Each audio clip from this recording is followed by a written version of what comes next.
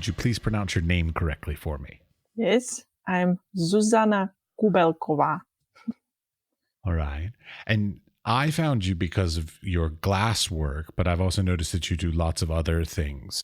But let's take it back a step a little bit. So like, how did you even become creative and then find glass as your particular medium? So were your parents creative? Like, did you have some teachers? Like what led you down this path?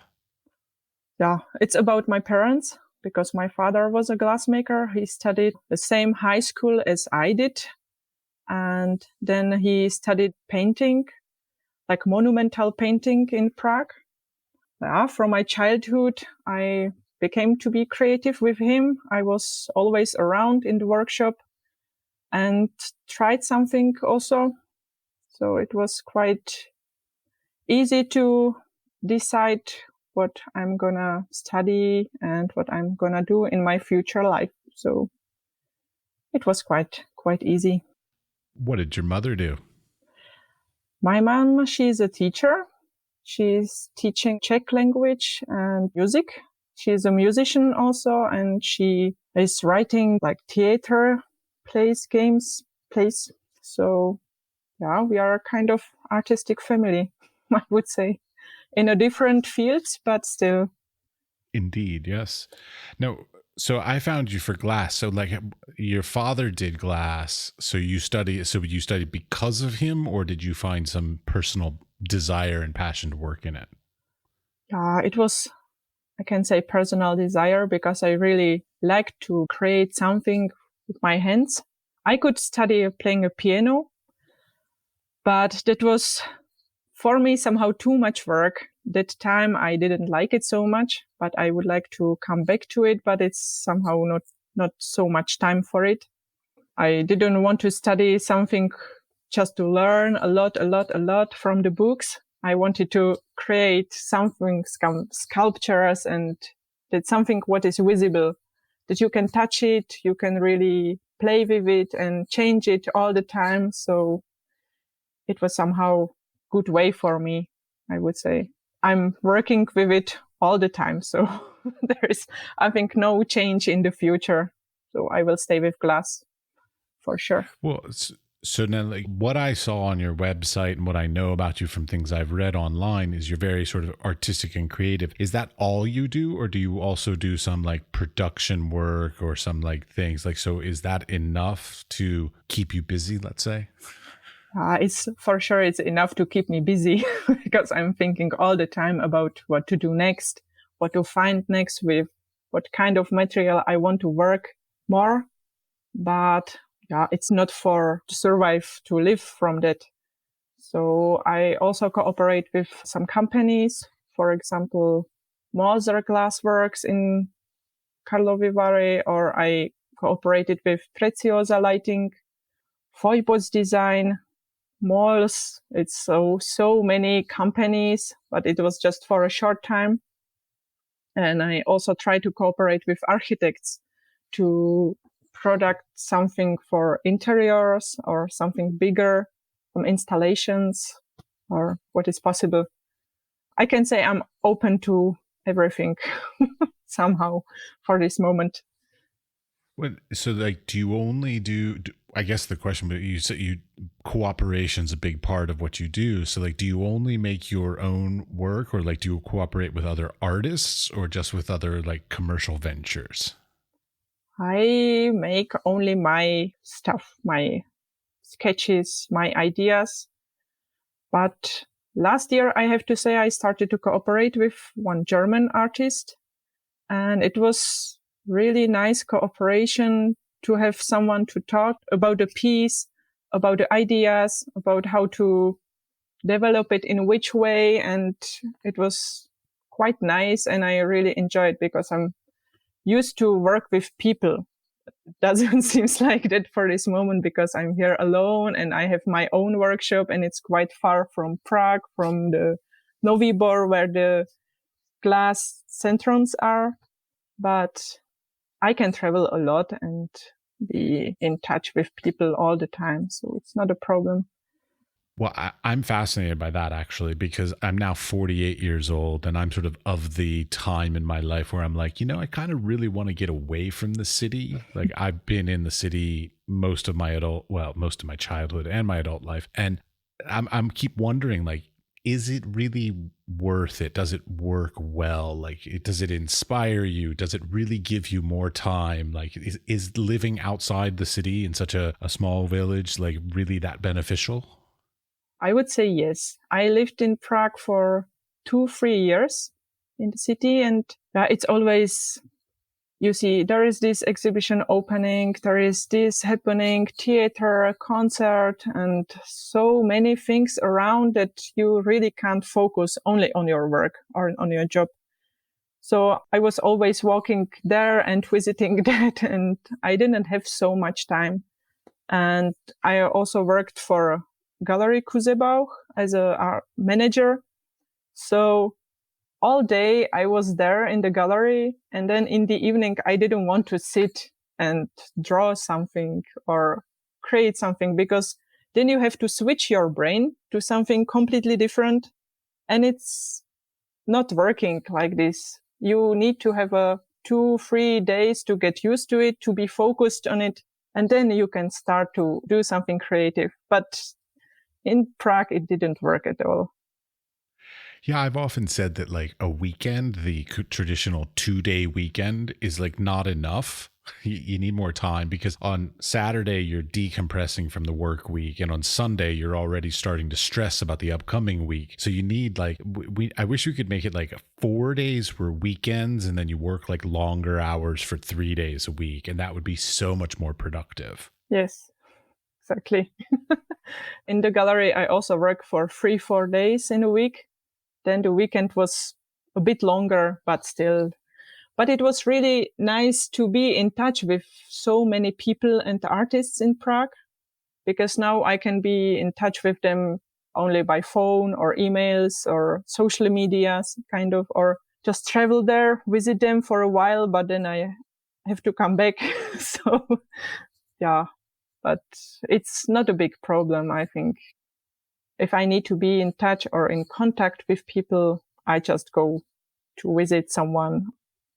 Well, these days, in 2021, I think it's much easier to do things like that. Like, even 20 years ago, with lack of internet and, the road system and the shipping system and things like this, these days, it's pretty truthful that you could live anywhere you want and make art and then just ship it there, or send it via email saying like, hey, do you like this piece? I'll sell it to you, kind of thing. It's really easy to do. It's quite nice in many ways that like we have that freedom. Yes. It's different. I think with art, it's really important for the audience that they can see it in real, touch it or whatever, or talk about it face to face. It's really important. It's not just about, okay, I like this piece on the photo, let's buy it because it's just nice. It's different, and I like to communicate with people face to face, and I think it's really important for the art piece also. Oh, I'm a photographer, and I can't tell you how many times like people see my photos on a screen and then they see it in reality and they're like, oh, the colors are totally different. And I'm like, no shit, because you're seeing it on a screen and this is reality. Yes, and also it's bigger. I'm also a painter, so I know how does this work, because on the website you can see painting, but as you said, the colors are different. You can't see the structure of the painting. You can't see how big is it. It's completely different world. It can't work like this, I think. Agreed. Yeah. I have to admit, I'm a bit envious of you with your life. You said how many houses are in the village you live in? 15. Yeah, I mean, I have this dream of living somewhere where I can walk out on my front porch naked and see nobody. That's where I want to live. Yeah.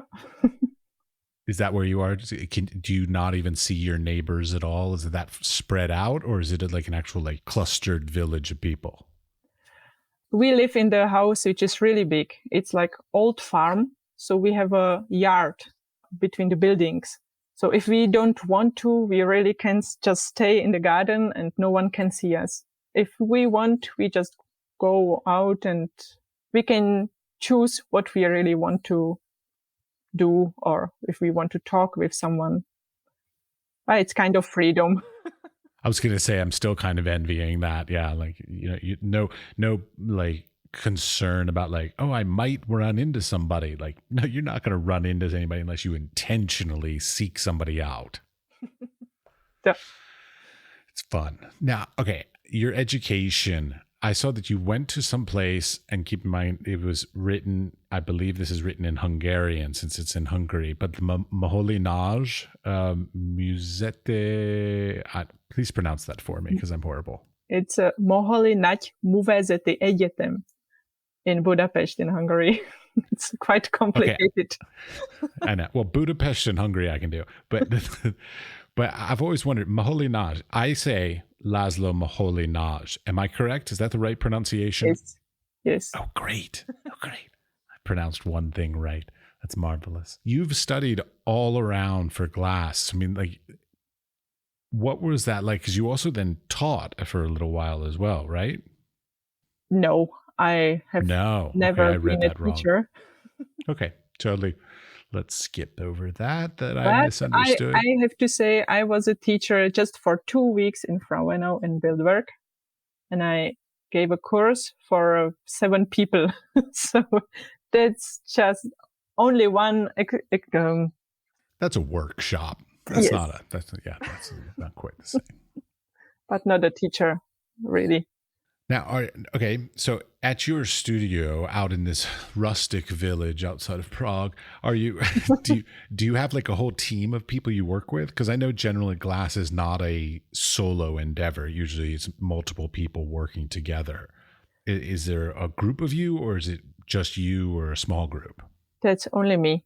I'm alone here, but I have to say my workshop needs a big reconstruction. So even if I would like to have somebody here, or that people just can come and cast something and then just leave, would be really nice. But first, I really need to make a reconstruction of the workshop. It's not, I would say, not so safe to invite anyone to work in my workshop in this moment. But there are many plans to repair it and make it nice and cozy and warm. So maybe in the future.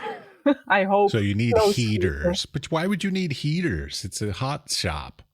It's not a hot shop.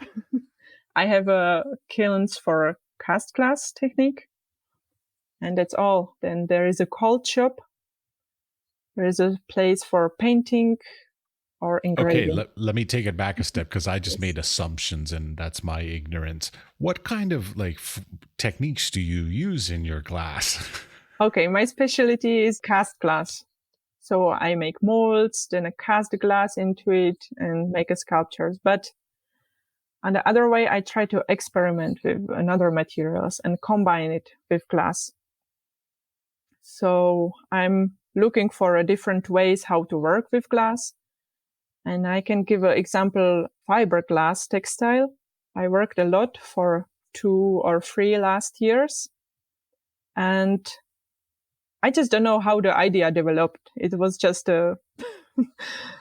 I saw the material and it became to be interesting for me because I knew that fiberglass textile, it's an industrial glass. It has a different parameters or technological things, but it is still glass, but in a different, it's like a fabric, but still glass.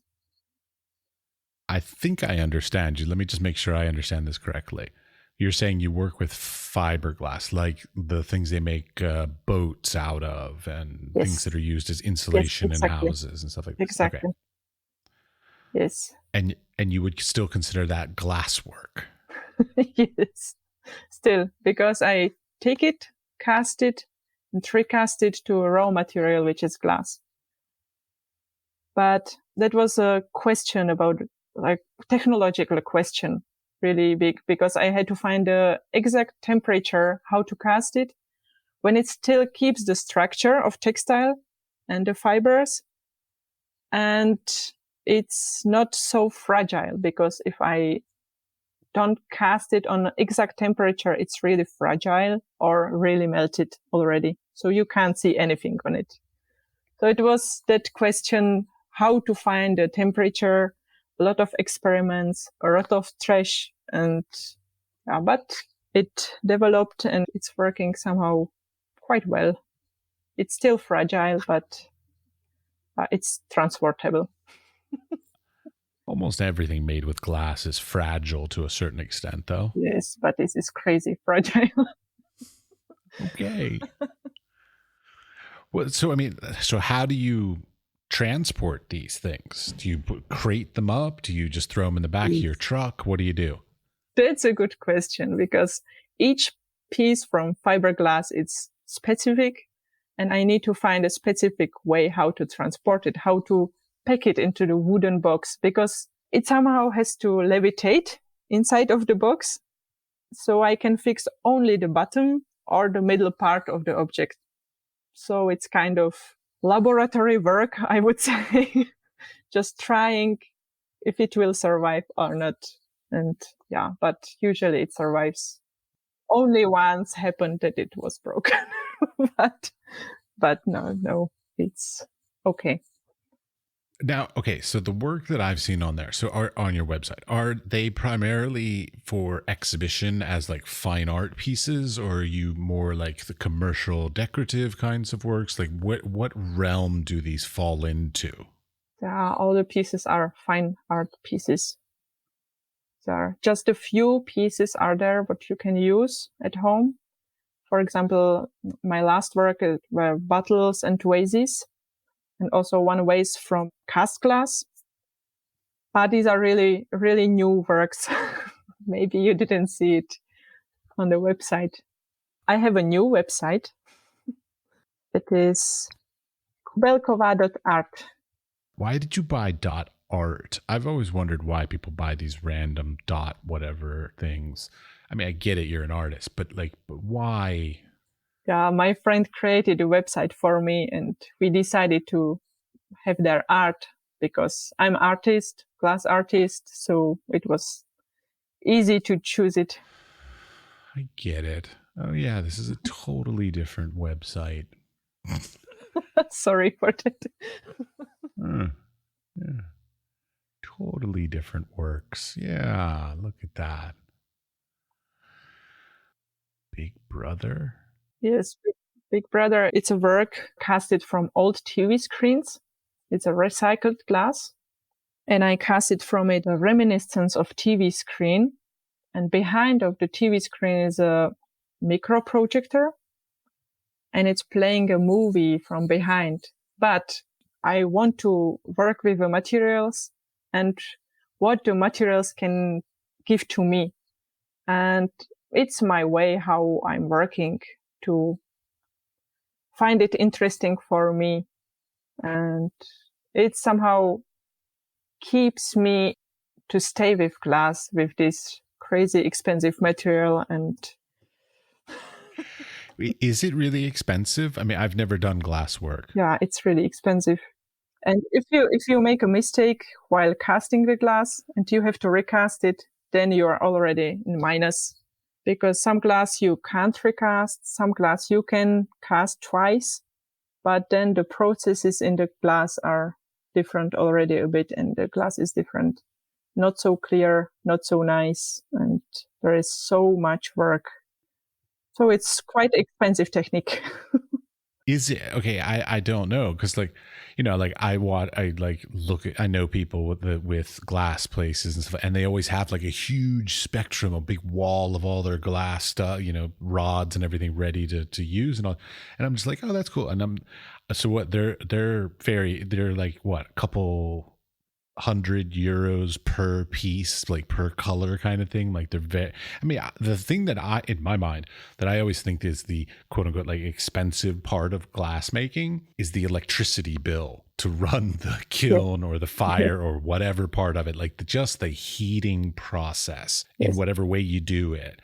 I think that's the most expensive, but you're saying it's the material is actually very expensive. It's going hand to hand, like by hand. So there's electricity, glass, transport, plaster for making molds. You need a lot around, but it's not only with glass. It's also in a different, like metalworks or whatever. But with glass, it's somehow really specific that you need a lot. Well, I mean, because the other thing is, like, I've spoken with some other glass artists recently, and like when you will use glass for casting, let's say, so you couldn't literally like just go to an old abandoned house and like take the glass out of the windows. Like it's a very particular type of glass that you have to generally probably buy from a very particular vendor because of whatever characteristics that it has that you need. So you can't use just like, quote, like, I guess I'm calling it like household glass. It's special glass. It's special glass. It's special glass for casting, because if you use just a trash glass, there are so many problems. Trash glass? Really? Yes, it's about the recycling. Again, there are so many projects which are working with a trash glass to recycle it and use it again. And I know many people which are working with this problem, and they are quite successful with it. If you really want to make a sculpture object from cast glass, have it really nice color, without bubbles or whatever, you have to find a specific kind of glass for this. It's not about just to go somewhere, take a flat glass from the window, break it and cast it. Unfortunately, it's not working like this. I'm smart about some things and I'm dumb about other things. This is what I'm dumb about. That's fine. When you order glass, though, I say you all, when you order glass, where does this cast quality glass come from? Is there like a specific place in the world, or a specific like I don't even know where glass is just sand, right? It's just melted sand. Silica. It's with so many additives. So I wouldn't mix it here at home, really.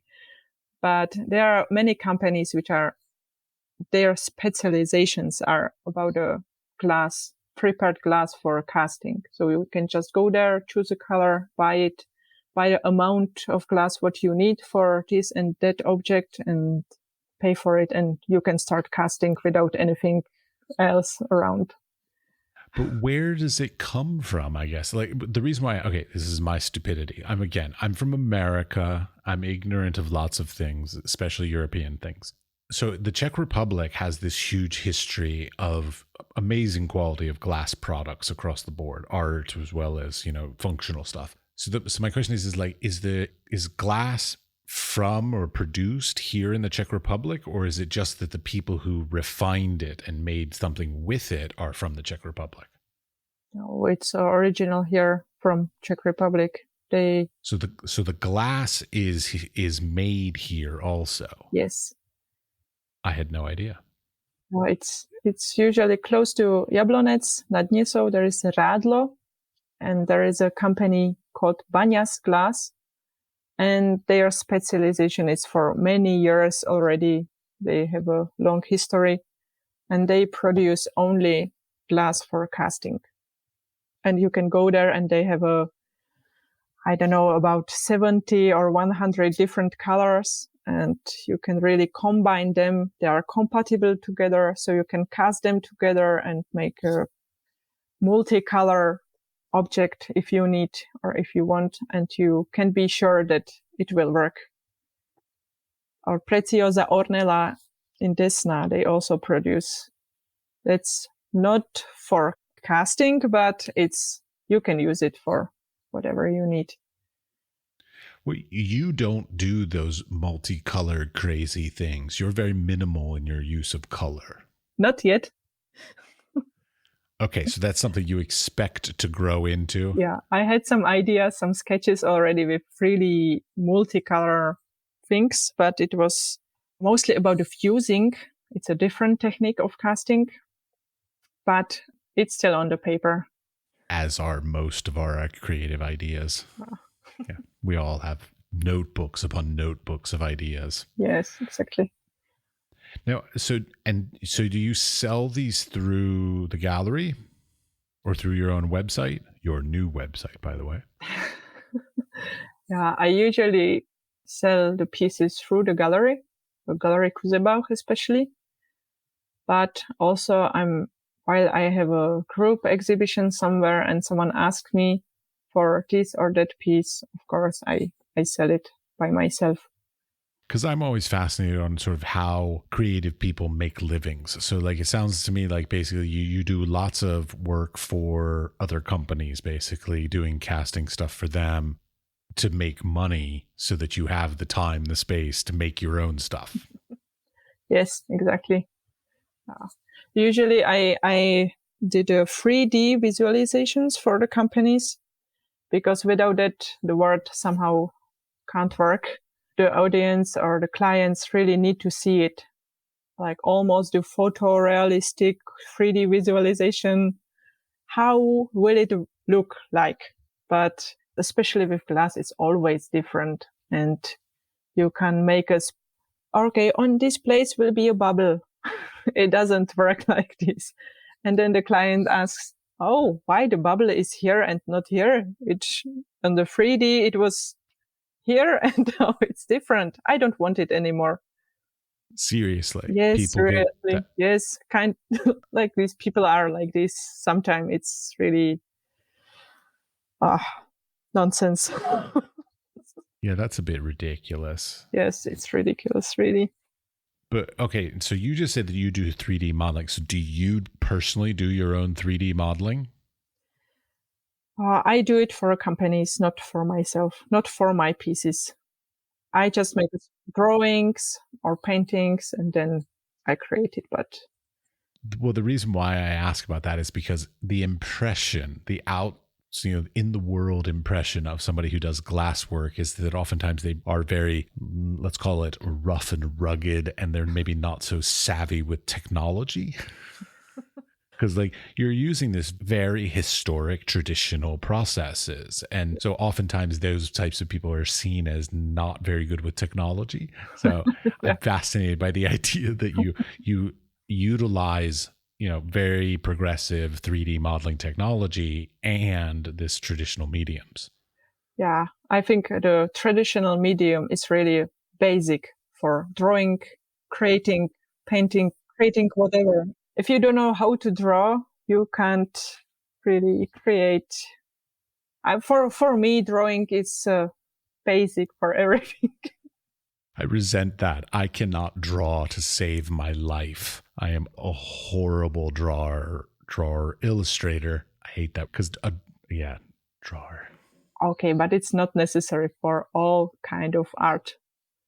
But if you really need to make sketches to imagine how the piece would look like in 3D, I think it's really not necessary to sit next to the computer or in front of the computer, work hours on modeling the object and then see how will it look like, because then it anyway look different in the material. Not so, but time is different. Generations are different. Technologies are different. I think it's necessary to know it. I know it, but I'm not using it for my own work. I don't blame you. Yeah, it's fine.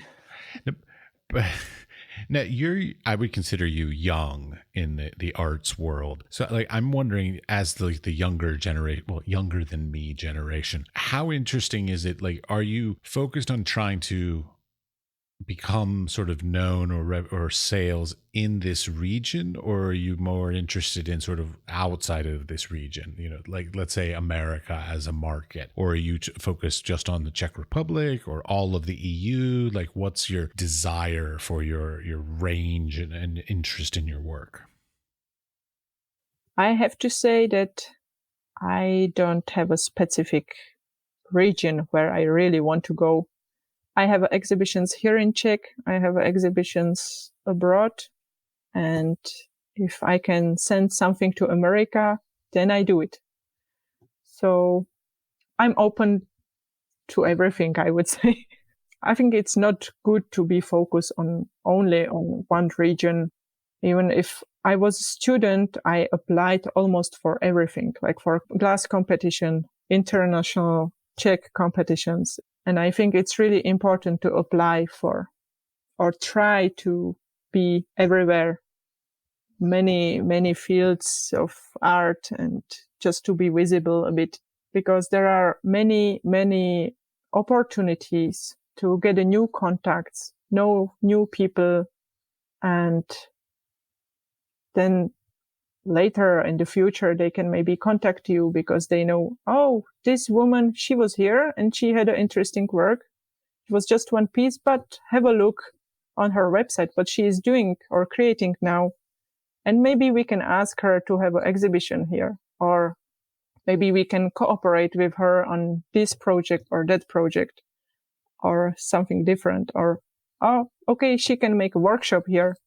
That would be interesting because she's working with this material on that or that material. So I'm really open to all world, if I say it like this. Well, I mean, because like I'm interested in like, because like I'm of the age that I think I missed the whole using social media for artistic reasons and getting it out, and you're closer to that generation, if not still that generation. So I'm wondering, like, has the internet, so your website and having social media and all this, has this been beneficial to you? Through the social media, I'm in contact with people mostly because I have it like a business platform. I don't have their personal things or stuff. I keep my secret in that way, but I think it's becoming more and more important to be visible on the internet, to have a website, to have Facebook I don't like so much, but I think it's somehow important that the people can easily find you, because it seems like if you are not on the internet, they cannot find you. You are dead somehow. But I think that the people are somehow thinking like this. I think it's silly maybe a bit, but it's working like this. Okay, I'm going to keep repeating this, but like, I'm not a glass artist. So like, what's the pinnacle? What's the aspiration that you have? So like, if you pie in the sky, absolute best opportunity that could be ever given to you in your life. It could be works in a collection, exhibitions at, whatever. Like, what's the thing that you strive the most for in your career? That's a good question. Of course, I would like to have a big exhibition in a really famous gallery, but it's a wish. And I just like to work with glass and create something. But what gallery? Because like, if I were to say in the Czech Republic, I would personally say the Rudolfinum. I think that's a gorgeous space. Rudolfinum is really nice, but it can be also in abroad. With my father, we always made a joke. Hey, where's my phone? What if Guggenheim would call me? But it was really just a joke, and it was nice. So maybe the Guggenheim is also my like go-to one too. I love that. Yes. When I was a child, my best friend in childhood, we used to joke, he was a filmmaker and I was an artist. And we used to joke that when I turned 50, I would have a retrospective at the Guggenheim and he would make a documentary about me and my work. Yeah. And so that was our goal. Now I'm 48 years old, nowhere near the opportunity to a retrospective at the Guggenheim in the next 2 years. So, yeah. But I like that it's the Guggenheim. That's lovely. I mean, one of the things that I'm always sort of like going on and on about is like, artists and creative people continually want time, space, and money. Like, those are our three primary things. And to a certain extent, you have a lot of that, because I don't know exactly your situation, but it sounds like you have the space to do whatever you want. I'm guessing because you live in a small village in the middle of nowhere that it's probably cheap, so you probably have more money to do a lot of things than if you lived in Prague. Yeah, then in Prague, yes. It's not so perfect, but yeah. Yeah, you have to maintain an older building, which is not cheap also. Yes. I know there's always pros and cons to all these things, but it's just one of those really interesting things that, like, I keep wondering whether or not artists should be in the cities or not, or whether they should, because like a lot of cities have outpriced themselves. Basically, the rents and the cost of living have gotten so high that they're really forcing a lot of the creative peoples to flee the cities. Yes. But I know the glass artists, they usually have a workshop somewhere in the village. It can be close to Prague, but still it's somewhere outside of the city. It's not in the city because really the prices are so high, and sometimes it's not so easy to find a place where to have a workshop, where to move all the machines you need to have there, the kilns or space where to work with poisonous colors, glass colors. So it's always a difficulty for this field. But I also know that in Prague are many like shared workshops that so many people can work together there or just share the space, and it's quite cheaper. Who wants to do that, really? Yeah. Like, I mean, it's lovely in your 20s, but like, no, I would not do the rest of my career in a shared space. Yeah, exactly. It's a lot of people are looking for something, their own space where they can have their own mess and deal with it somehow. So, yeah. And not worry about people taking it or screwing it up, or because I used to work in group spaces, and like there were times where I would paint something and then the guy right next to me would like to start doing woodwork, and suddenly sawdust would be all on my thing that I just painted. And I'm just like, God damn it. Like, don't you a little considerate? Come on. All right. Has COVID done anything to your artistic, either you're working in the studio or your sort of reception to the work? So like, has it changed anything about how you work? No, actually it didn't change anything. And I have to say that last year in May, I had an exhibition in Prague. There was a window between the lockdowns. And I don't know if it was because the people were really hungry just to go somewhere, but the exhibition opening was really crowded and the exhibition was really successful. So I was really surprised about it. Really, it was so nice and so good. But for a second lockdown, I moved to Frauenau for a half a year into Bildwerk when I worked on my 2 projects. So while it was closed here in Czech, I was in Frauenau, but it was still kind of open and I could use the workshops there and stay there with other artists. And while it became to be worse in Germany, I moved back to Czech because the Glassworks project was over already and I had to move home. So I was somehow lucky with this, that I could spend there the time while here was the hard lockdown. It will come again, unfortunately. Hopefully not, but who knows? Yeah. Let's be realistic. I'm always optimistic, so. I call myself a pessimistic optimist. So I plan for the worst, but hope for the best. Yes. That's also a good way. Yeah.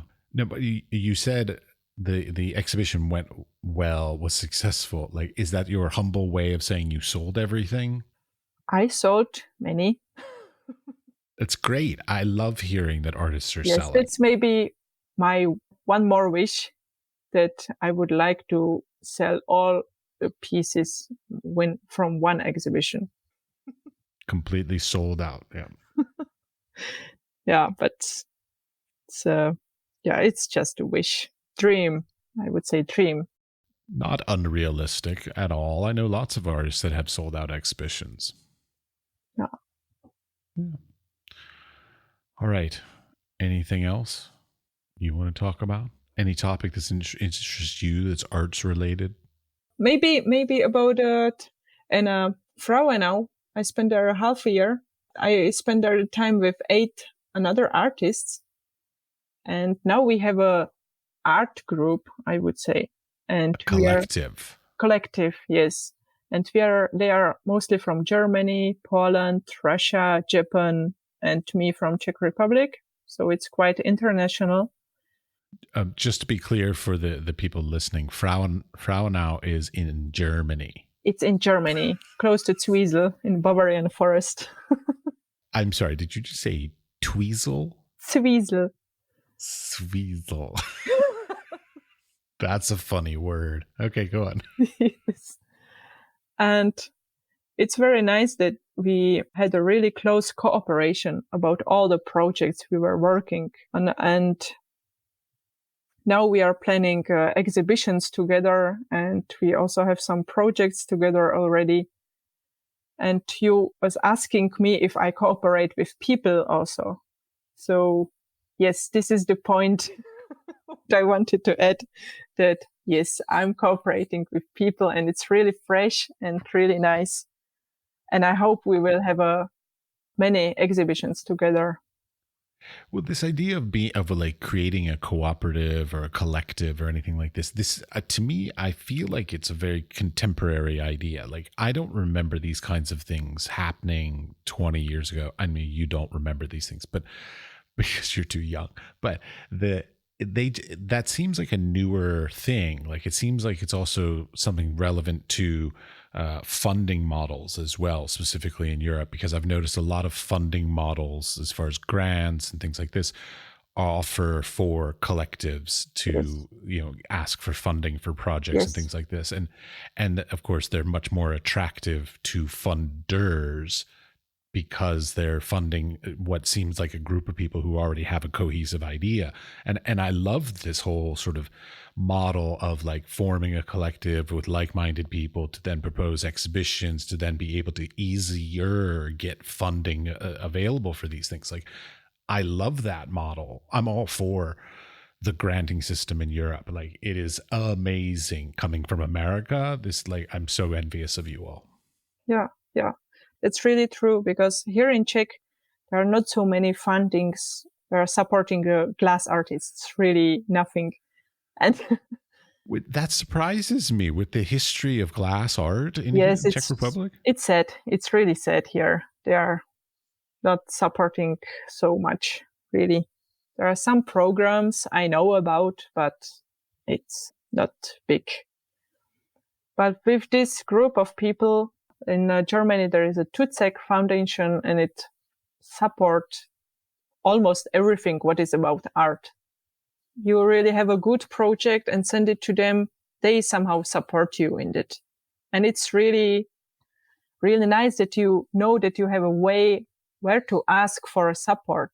It doesn't need to be money support or whatever, but there is still something what can really help you.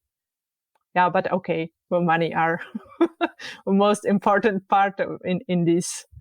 They don't have to give the money directly to me. They could just buy my resources or pay my rental for my studio or whatever. That's fine. Like, they don't have to give me money. They could just supplement other things. That's fine. Yes. So yeah, for this moment, it's really nice to have this nice group of people that we have exhibitions spread everywhere and asking for funding, and it's working pretty well. Well, like, you created what sounds like, just off the top of the head, a really smart idea of a collective, because you've got people from various different countries all over the globe, so that because there's a representative from all these different locations, you could theoretically ask for funding from all of those different locations. Like, God, I wish we had thought of this when I was younger. Yeah, we are really lucky with this thing. It's really nice, and I hope that it can still continue in the future and we can spend some nice times together. Yeah, really, really nice. All right. Lovely. Well, thank you very much for taking the time to talk to me. Thank you very much.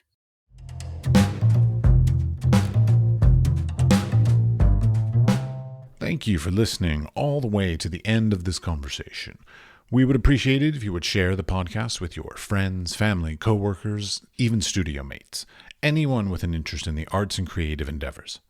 The building and strengthening of the arts and creative community is at the core of our mission for this podcast. They can subscribe on Apple Podcasts, Spotify, or wherever you get your podcasts. We are produced by 5014, the audio was edited by Mickey at CushAudio Services, and the music was created by Pete Bybee. Thanks, Pete.